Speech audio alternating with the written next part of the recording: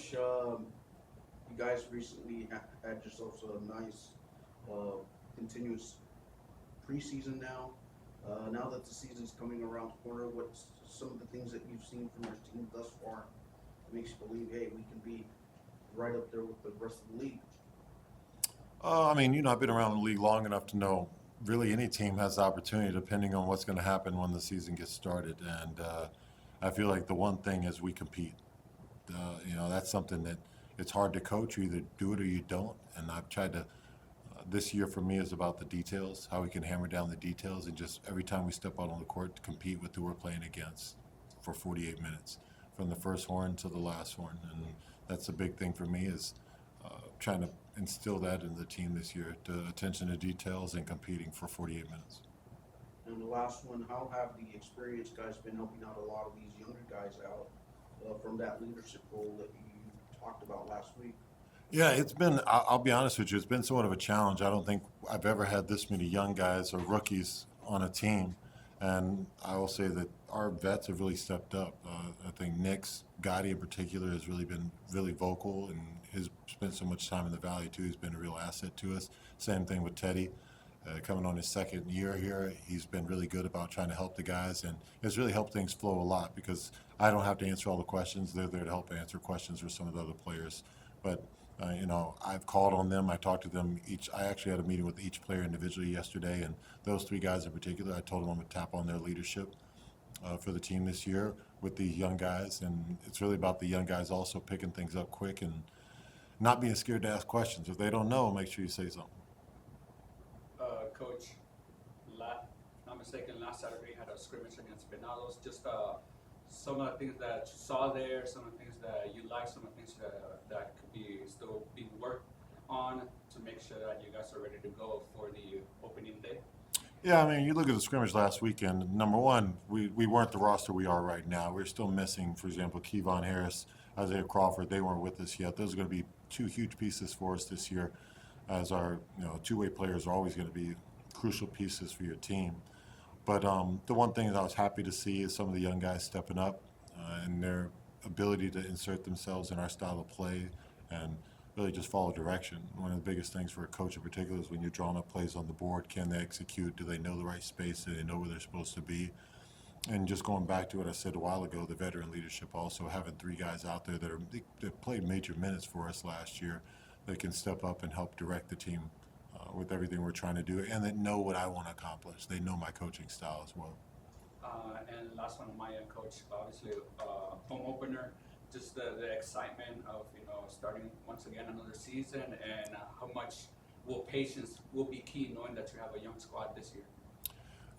We all hope we're going to race out the gate and go on an undefeated streak, but realistically speaking, it's just about us. I think you guys have been around me long enough. To me, it's like, okay, how do we get better?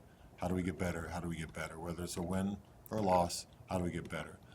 So this season is not a sprint; it is a marathon. It's about how you can continue to make progress throughout the season. Because in the G League, I think we've all seen it. There's teams that jump out strong and finish terrible. Teams that start terrible and finish unbelievably. So just consistency and progress, that's a big thing I'm going to be on throughout the season, attention to details and competing. If we do those two things, I think the wins and losses will take care of themselves.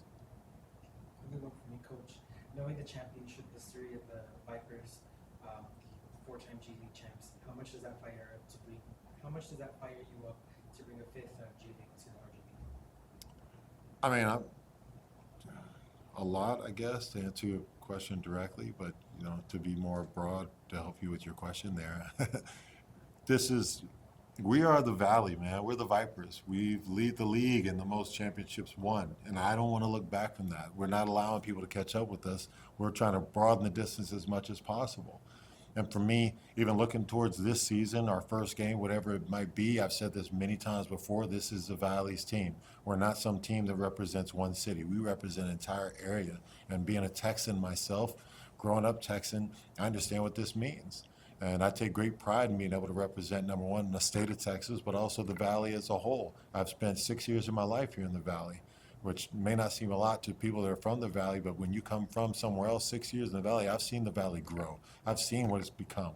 I've seen that continues to grow. I see the people that are moving down here, and I see what's happening in the valley, and I'm proud to be a part of it. And I want to make sure that this city, this area, the valley as a whole deserves another championship, and I'm going to do my damnedest to try to bring it here. Coach, the last one on my end, you've seen so much in the G League that now it's split up into two different seasons. Just how do you prepare your team for that kind of format now? I mean, it's one game at a time, regardless, right? I try not to even talk about the division of the season, or we just talk about game to game. I think if you get too ahead of yourself with that, I think that I won't even talk about that unless we're in the running to win the cup. Then I'll definitely talk about it because that's something that needs to be harped on, or not harped on, but definitely emphasized, so our team knows that they have to win an opportunity to win some cash. But other than that, it's a game. One game, next game, next game, next game. The games aren't going to stop coming, and a lot of these young guys in particular, we have a young team. These guys haven't played a 52-game season ever in their life. So if I start getting too far ahead, it could be daunting for them. So it's really about how can we focus on what's happening every day, and how can I maximize the potential of all these players and this team. So there's a lot of talks about how good the team is, and the finalization of the roster was today. So what outcomes do you hope to have with the short practice period for Friday's game? Wow, good question. Well, we look to achieve as much as possible. We don't have a lot of time, as you said. We had one of our players, Kevon Harris, today was his first practice with us, so he's going to get 2 practices. Really, I'll say 2.5 because you have shoot around before we're in the middle of everything. The good thing, he's been with the Rockets, so he's not out of shape. It's just a matter of learning our system, learning our plays, and he's been in the G League. He has experience. But all in all, we've had a pretty good training camp, in my opinion, to get these younger guys ready to compete. And that's what I've really pushed throughout training camp, is every practice, every time we step on the court, we're going to compete. So, where some coaches, in my opinion, they do a drill, the loser, they just say, okay, white team won, let's go. Well, me, no. White team won, black team, you're on the line, you have to run sprints. If you don't finish in time, we do it all over again. So just creating that competitive nature in all that we do is going to be crucial to our development of as a team and of those young players for sure. So just everything we do has to be about competition. So they get that mentality of competing. And I know we don't have a lot of time before this first game, but we do have a good break of time before we play the next game 2 and 3. So it's about us maximizing the days we have at practice and teaching as much as we can, installing as much as we can. And that's a process that goes throughout the season. I don't think any coach in the league has thrown in their entire offense or defense before they get to the first game. So it's just a process of seeing what they can grasp and slowly dripping it in so we can be at our maximum and 100% when the time comes.